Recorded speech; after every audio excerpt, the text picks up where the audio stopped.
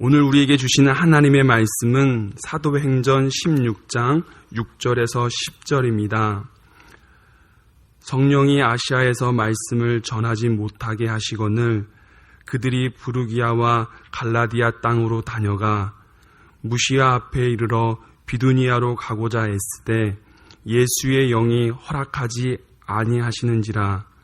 무시아를 지나 드로아로 내려갔는데 밤에 한 상이 바울에게 보이니 마게도냐 사람 하나가 서서 그에게 청하여 이르되 마게도냐로 건너와서 우리를 도우라 하거늘 바울이 그 환상을 보았을 때 우리가 곧 마게도냐로 떠나가기를 힘쓰니 이는 하나님이 저 사람들에게 복음을 전하라고 우리를 부르신 줄로 인정함이러라.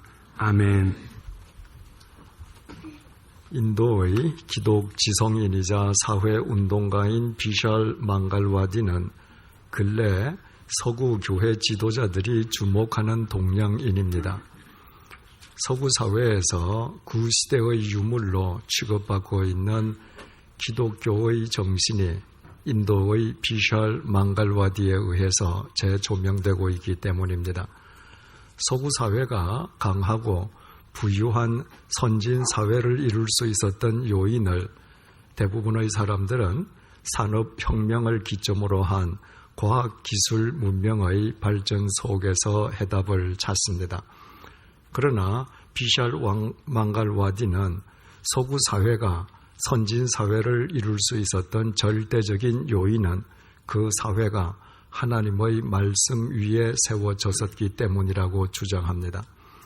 비샬 망갈와디는 자신의 저서 변혁의 중심에 서라는 책에서 자신의 경험담을 이렇게 소개하고 있습니다. 1980년에 비샬 망갈와디는 네덜란드 자선단체 초청으로 컨퍼런스 강사로 난생 처음 네덜란드를 방문하게 됩니다. 어느 날 오후에 자신을 초청한 얀 박사가 우유나 마시러 가자고 해서 두 사람은 시골길을 걸어서 목장을 찾아갔습니다. 소가 약 100여 마리 있는 그 목장에는 희한하게도 사람이 한 사람도 보이지 않았습니다. 사람의 손을 빌리지 않고서도 우유를 짤 수 있는 기계화된 목장이었습니다.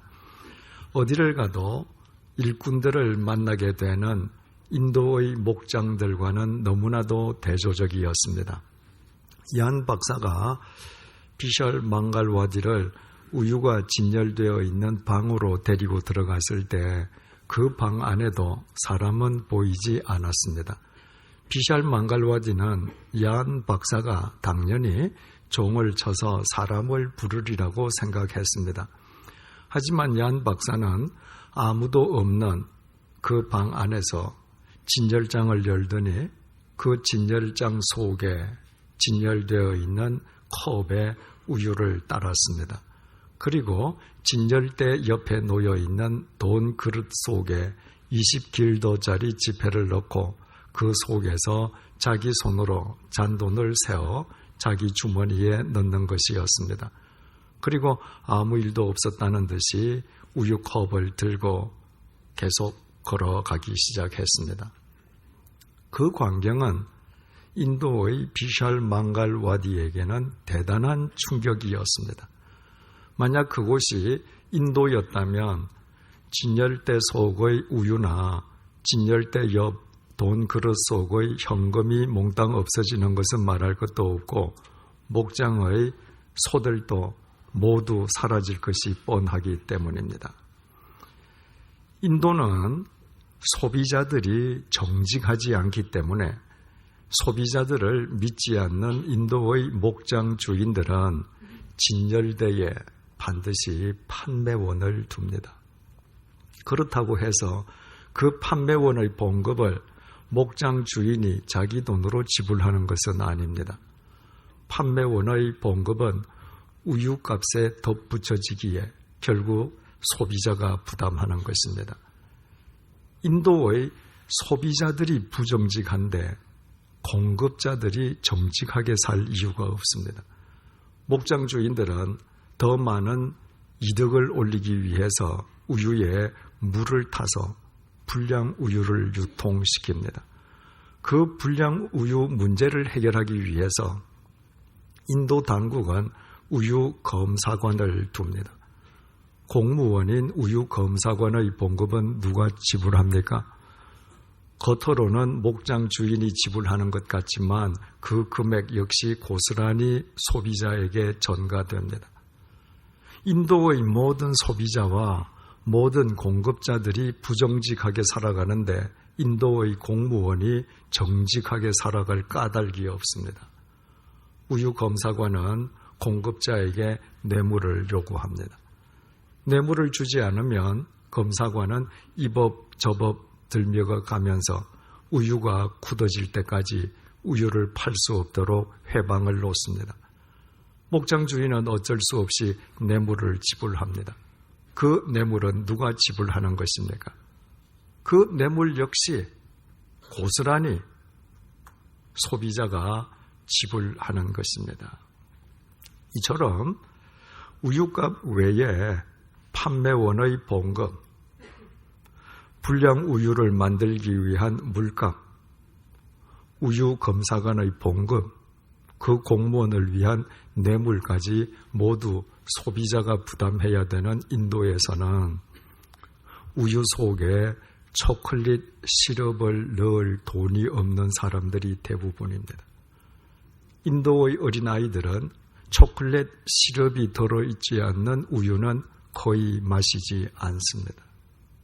결국 인도 소비자, 공급자, 공무원들의 부정직함과 부도덕함으로 인해서 인도의 어린아이들이 네덜란드의 어린아이들처럼 튼튼하게 자랄 수 있는 기회가 박탈되고 있는 것입니다.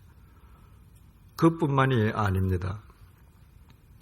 우유값 외에 판매원 봉급, 물값, 검사관의 봉급과 뇌물까지 그 불필요한 경비까지 다 부담해야 되는 인도인들은 주말에 아이들에게 아이스크림을 사줄 수 있는 경제적 여력이 없는 집안이 대부분입니다. 우유를 아이스크림으로 만들어 파는 것은 우유의 부가가치를 창출하는 것입니다. 그러나 사람을 믿지 못한 이유로 고용한 판매원에 대한 봉급, 불량 우유를 만들기 위한 물값, 공무원의 봉급과 뇌물, 그것은 그 어떤 부가가치도 창출하지 않습니다. 인도인들은 그처럼 불필요한 경비를 모두 부담해 가면서 실은 자신들의 부정직성과 부도덕성에 대한 값비싼 대가를 스스로 치르고 있는 것입니다. 인도인들의 부정직성과 부도덕성의 대가가 인도인들 간에 진실된 경제 거래를 불가능하게 만들어버린 것입니다. 바꾸어서 말씀드리면 인도인들의 부정직성과 부도덕성이 자기 자식들에게 더 좋은 기회를 제공하고 자기 자신들을 위해서 더 많은 일자리를 창출하는데 지불되어야 될 자신들의 돈을 스스로 강탈하고 있는 것입니다. 바로 그 네덜란드의 목장 방문을 통해서 비샬 망갈와디는 어떻게 네덜란드처럼 작은 나라가 인도처럼 거대한 나라에 매년 엄청난 금액의 원조를 할 수 있는지 그 해답을 얻었던 것입니다. 인도인들의 절대 다수는 힌두 교인들이고 힌두 교인들은 모두 자기 자신이 신이라고 배우고 믿는 사람들입니다. 반면에 서구 사회는 기독교의 정신에 입각해서 세워졌고 그리스도인들은 모두 자기 자신이 죄인이라고 믿는 사람들입니다. 그런데 어떻게 자기 자신이 죄인이라고 믿는 사람들로 구성된 서구 사회는 정직의 바탕 위에서 선진 사회를 이룰 수 있었고 자신들이 모두 신이라고 믿는 인도인들은 세계에서 가장 부패하고 가장 부정직한 나라를 이룰 수밖에 없는가? 이 질문에 대한 비샬 망갈와디의 대답은 명쾌합니다. 서구인들에게는 인간이 해서는 안 될 것을 하지 말라고 명령하는 절대자 하나님이 계시고, 힌두교인인 인도인들에게는 그런 신이 없다는 것입니다. 모두 각자 자기 자신이 신이기에 자신의 행위는 언제나 옳고 정당할 뿐 자신들의 잘못을 지적하고 꾸짖어주는 별도의 신이 존재하지 않는 것입니다. 서구 사회는 하나님의 말씀을 기초로 하여 세워졌습니다.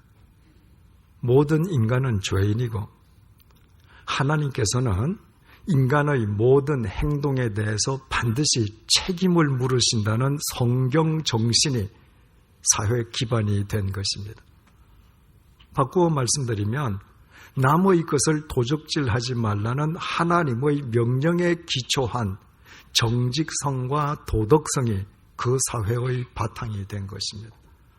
그 정직성과 도덕성의 바탕 위에서 인간 상호 간의 신뢰는 인도에서처럼 불필요한 경비를 유발하지 않고 합리적인 경제 생활로 이어지게 되고, 그 결과로 서구 사회가 강한 선진 사회가 되었다는 것입니다. 그러나 오늘날은 어떻습니까?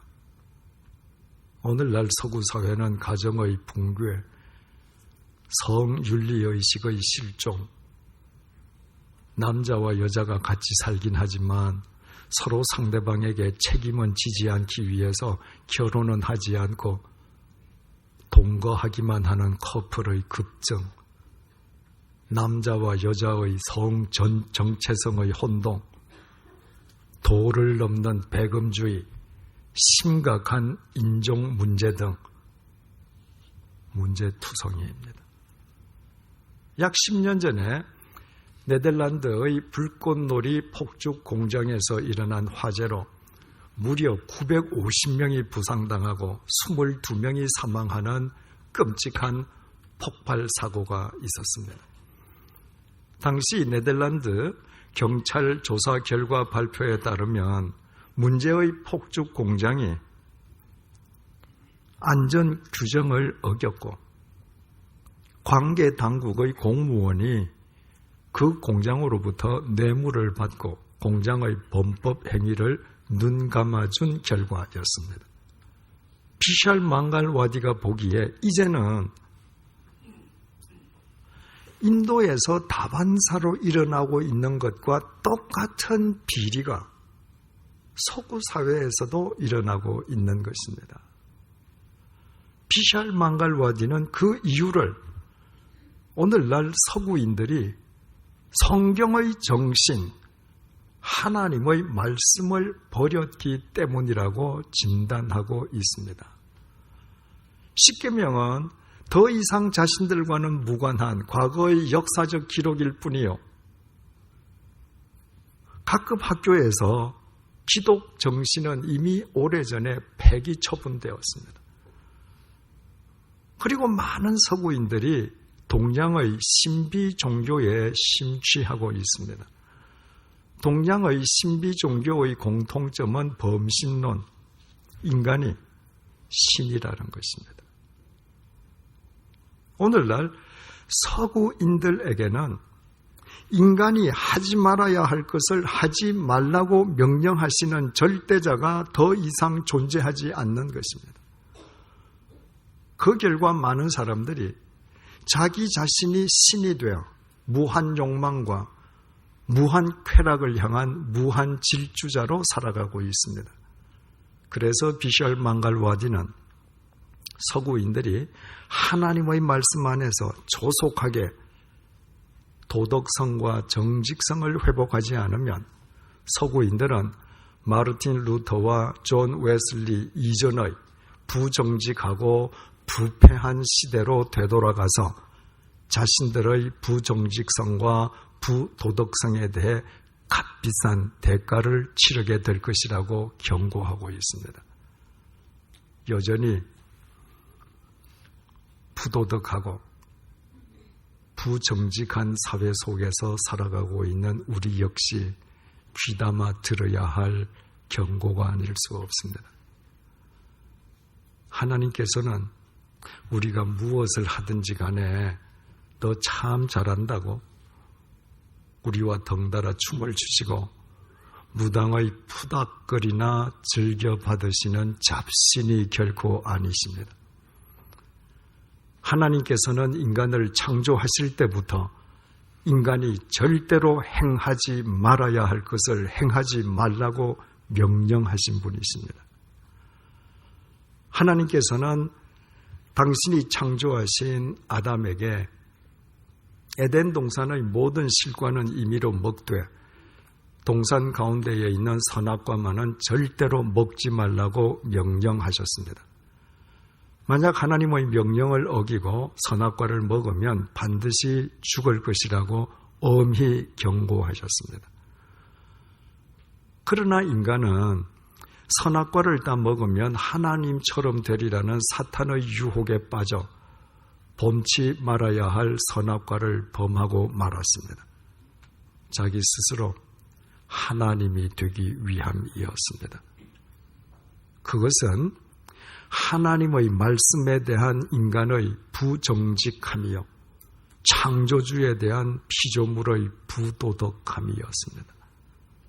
아담은 자기의 부정직함과 부도덕함으로 인해서 실낙원과 죽음이라는 값비싼 대가를 치러야만 했습니다.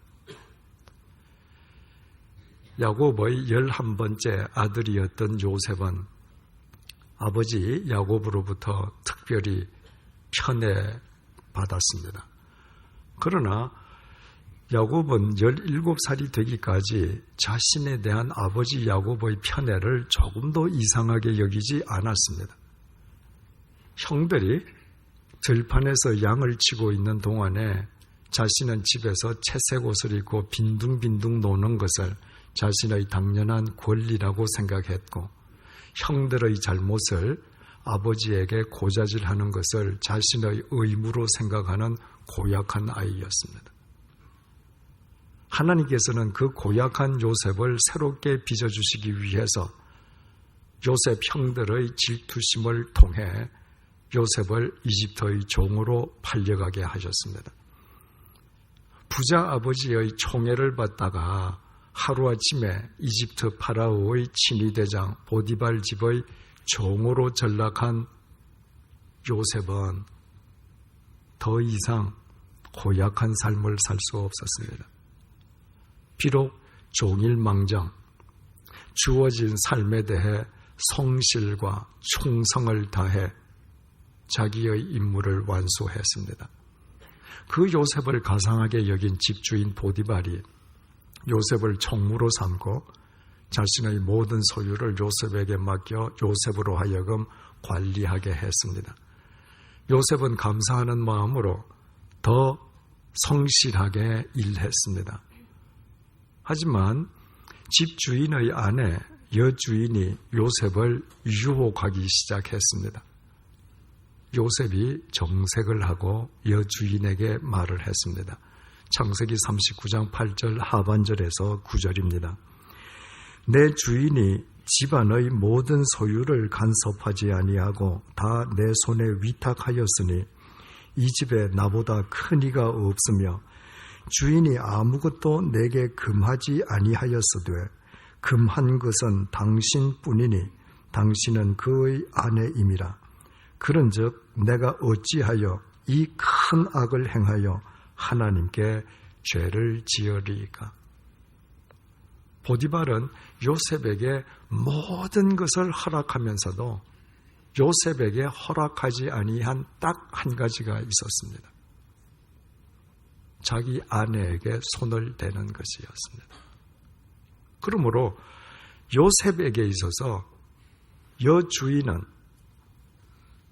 결코 범해서는 안 될 선악과와 같았습니다. 하나님께서 아담에게 선악과를 먹지 말라고 명령하실 때 그 선악과는 하나님께서는 인간에게 행하지 말아야 할 것을 하지 말라고 명령하시는 하나님이요, 인간은 하나님께서 허락하시지 않는 것을 절대로 행하지 아니함으로써만 하나님과 바른 관계를 맺을 수 있음을 보여주는 신앙의 표상이었습니다. 바로 요셉에게 있어서 그 여주인은 자기 주인 보디발이 요셉이 하지 말아야 될 것을 하지 말라고 명령하는 주인이고, 자기는 주인이 하지 말라고 명령하는 것을 하지 아니함으로써 주인과 바른 관계를 맺을 수 있는 인간 관계의 표징이었습니다. 그래서 요셉은 자기 아내를 범하지 말라는 보디발의 명령을 단순히 집주인 보디발 인간의 명령으로 받아들이지 않았습니다.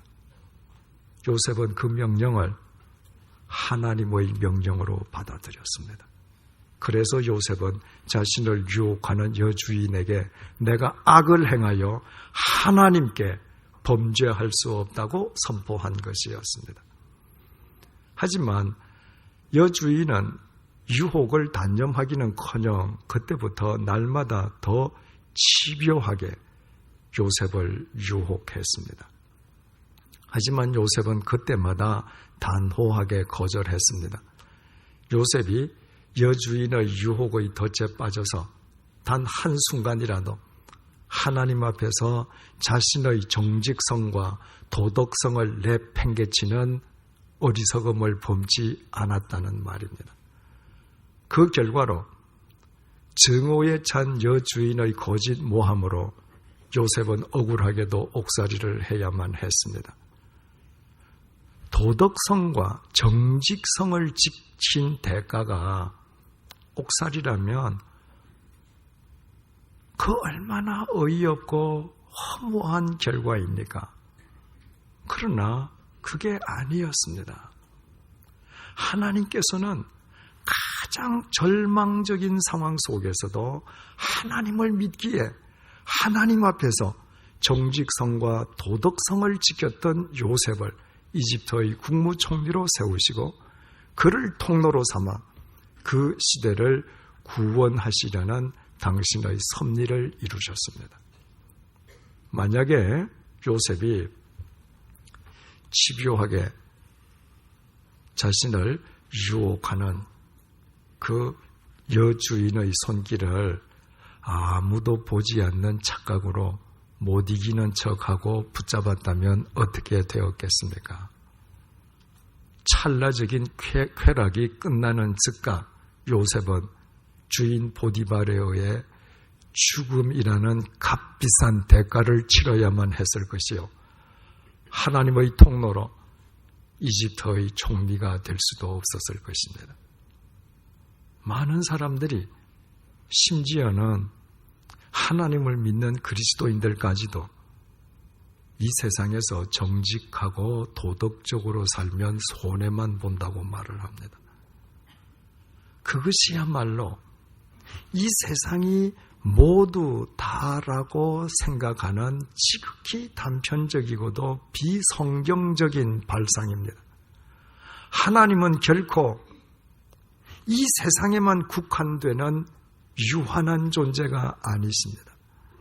하나님은 영원한 분이시고 시편 19편 8절 말씀처럼 하나님의 말씀은 영원히 정직하시고 순결하십니다.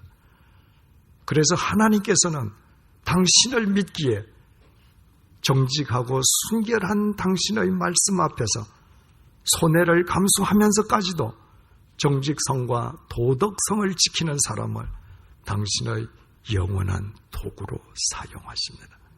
믿음은 하나님께서 행하지 말라 명령하시는 것은 절대로 행하지 않고 하나님께서 하라고 명령하시는 것은 반드시 행하는 것이기 때문입니다. 오늘 본문 6절에서 7절을 보시겠습니다.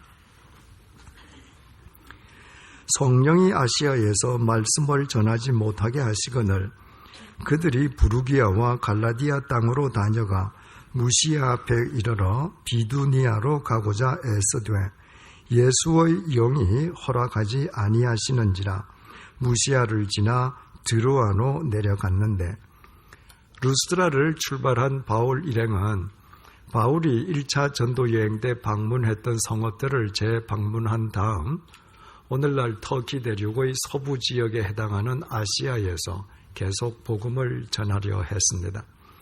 하지만 웬일인지 성령님께서 바울의 계획을 허락하시지 않으셨습니다.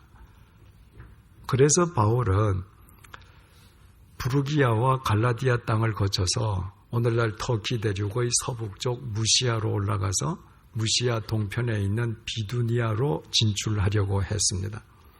하지만 이번에는 예수님의 영께서 바울의 계획을 허락하시지 않았습니다.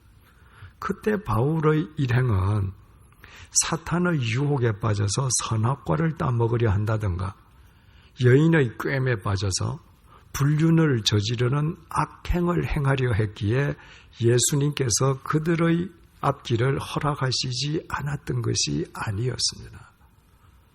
바울 일행은 오직 주님을 위해서 주님의 복음을 전하려는 목적 일념이었습니다.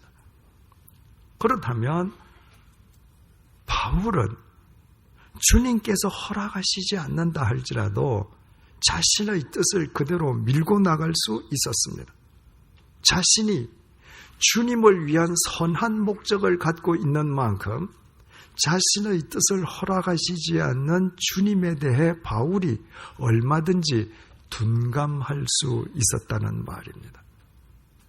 그럼에도 바울이 자신의 선한 목적을 허락하시지 않는 예수님의 뜻에 순종해서 자기의 뜻을 미련 없이 포기했다고 하는 것은 바울은 평소에 하나님께서 허락하시지 않는 것은 절대로 행하지 않는 삶을 살아왔음을 의미합니다. 또 지난 시간에 말씀드린 것처럼 드로아로 내려간 바울이 밤에 마게도니아 사람의 환상을 보고 그 환상을 하나님께서 바다 건너 유럽 대륙으로 건너가서 유럽 사람들에게 복음을 전하라고 명령하시는 것으로 받아들이고 즉각 실행에 옮겼다고 하는 것은 바울은 하나님께서 하라고 명령하시는 것은 만난을 무릅쓰고 반드시 행하는 삶을 살아왔음을 뜻합니다. 한마디로 바울은 정직하고 순결한 하나님의 말씀 앞에서 자신의 정직성과 도덕성을 지키는 사람이었습니다. 가난한 전도자로 살던 바울은 로마에서 참수형을 당해 생을 마감하기까지 그의 삶은 일평생 시련과 고통과 고난의 연속이었습니다. 그러나 바울은 주님을 만난 이후 단 한 번도 시련을 모면하려거나 좀 더 잘 먹고 잘 입는 편안한 삶을 살기 위해서 부정직하거나 부도덕한 삶을 산 적이 없었습니다. 바울은 하나님께서 하라고 명하시는 것은 반드시 행하고 하나님께서 허락하시지 않는 것은 설령 그것이 좋은 뜻이더라도 절대로 행하지 않는 참된 그리스도인이었기 때문입니다. 바로 그 바울에 의해 로마 제국의 역사가 새로워진 것은 조금도 이상한 일이 아닙니다. 로마 제국이 기독교를 받아들일 때 그리스도인들의 숫자가 절대 다수였던 것은 아닙니다. 당시 그리스도인의 숫자는 로마 제국에서 가장 작은 소수 집단에 불과했습니다.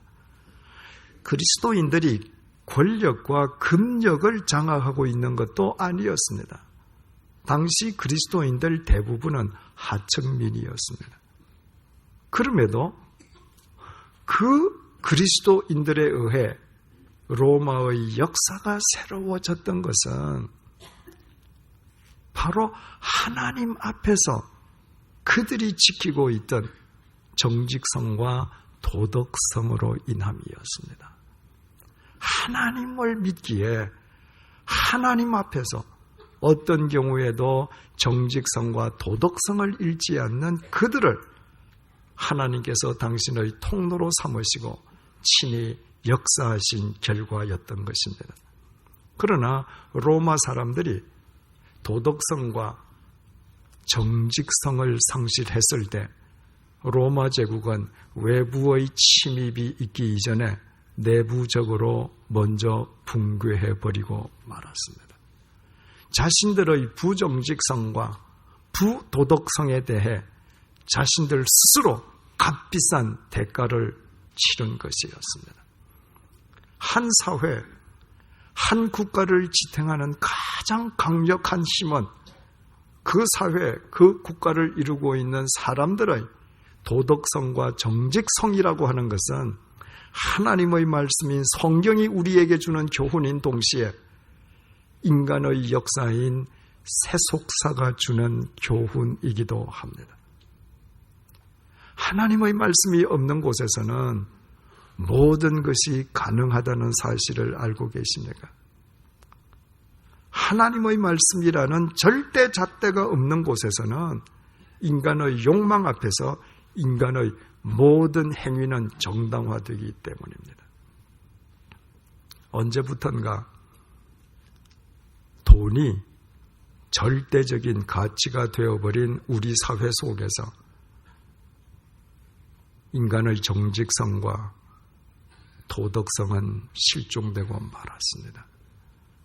돈이라는 우상 앞에서 인간의 도덕적 해이와 부정직성, 온 사회에 만연되어 있는 부정부패와 성적 문란, 그로 인한 인간 윤리의식의 실종은 이미 위험 수위를 넘어서고 있습니다. 만약 우리 사회가 이대로 계속 가다가는 외부의 침입이 없더라도 우리 사회는 내부적으로 반드시 붕괴할 것입니다. 인간의 정직성, 부정직성과 부도덕성은 반드시 값비싼 대가를 요구하기 때문입니다.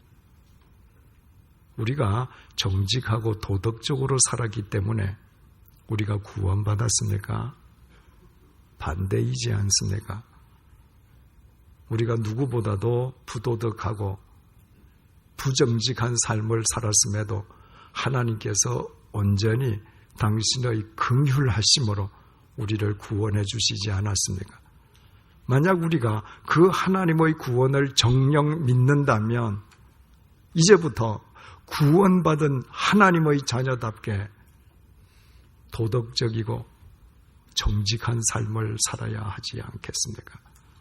우리 모두 영원히 정직하시고 순결하신 하나님의 말씀을 우리 삶의 절대적인 잣대로 삼은 그리스도인답게 하나님의 말씀 안에서 정직성과 도덕성을 회복하십시다. 정직하고 도덕적인 사회보다 우리 후손들을 위한 더 큰 유산은 없습니다. 부도덕하고 부정직한 사회를 그대로 내버려 두는 것은 하나님께서 우리에게 맡겨주신 우리 후손들을 그 속에서 부정직하고 부도덕하게 살도록 방치하는 범죄 행위이기 때문입니다. 하나님께서 하라고 명령하시는 것은 반드시 행하고 하나님께서 허락하시지 않는 것은 절대로 행하지 않는 삶보다 자기 자신을 위한 더 큰 신앙의 자산도 없습니다. 하나님께서는 영원하고 순결하신 당신의 말씀 앞에서 도덕성과 정직성을 지키는 사람을 당신의 영원한 통로로 사용하실 뿐만 아니라 우리의 승부는 이 세상이 아니라 영원 속에서 판가름 나기 때문입니다. 기도하시겠습니다. 하나님께서는 정직하고 순결하신 당신의 말씀으로 천지 만물을 창조하셨습니다. 그래서 믿음은 그 말씀 앞에서 정직성과 도덕성을 지키는 것이요, 정직성과 도덕성의 상실은 반드시 값비싼 대가를 수반한다는 것이 하나님의 법칙임을 깨닫는 것입니다. 오늘날 우리 사회는 돈과 욕망이 절대적 가치가 되어버렸습니다. 돈 앞에서 어제의 친구와 피를 나눈 부모, 자식, 형제마저도 원수지간이 되고, 사회 각계각층의 부정과 부패는 그 어느 때보다도 만연해 있습니다. 이로 인한 도덕적 해이와 윤리의식의 실종, 그리고 성적 타락 역시 위험 수위를 넘어서고 있습니다. 이대로 가다가는 머지않아 우리 사회는 자멸의 값비싼 대가를 치르고야 말 것입니다. 하나님을 믿는다는 우리 역시 우리 사회가 이 지경이 되기까지 공범으로 살아왔음을 회개하오니 용서해 주십시오. 우리 사회를 우리 손으로 부정직하고 부도덕하게 만드는 것은 우리 자신만의 문제로 그치지 않고 하나님께서 우리에게 맡겨주신 우리 후손들을 부정직하고 부도덕한 사회 속에서 부정직하고 부도덕하게 살도록 방치하는 범죄 행위임을 늘 기억하게 도와주십시오. 하나님께서 허락하시지 않는 선악과를 범하려는 우리의 어리석음에 마침표를 찍게 해 주십시오. 요셉과 바울처럼 하나님께서 하라시는 것은 반드시 행하고 하나님께서 허락하시지 않는 것은 절대로 행하지 않는 믿는 자다운 정직성과 도덕성이 우리의 삶 속에서 회복되게 해 주십시오. 그와 같은 우리의 삶을 통로로 삼아 우리의 후손들이 살아갈 우리 사회의 정직성과 도덕성도 회복되게 해 주십시오. 우리의 승부는 이 땅이 아니라 영원 속에서 확정됨을 잊지 않으므로 우리의 코끝에서 호흡이 멎기까지 날마다 정직하고 도덕적인 참된 그리스도인으로 살아가게 도와주십시오. 예수님의 이름으로 기도드립니다. 아멘.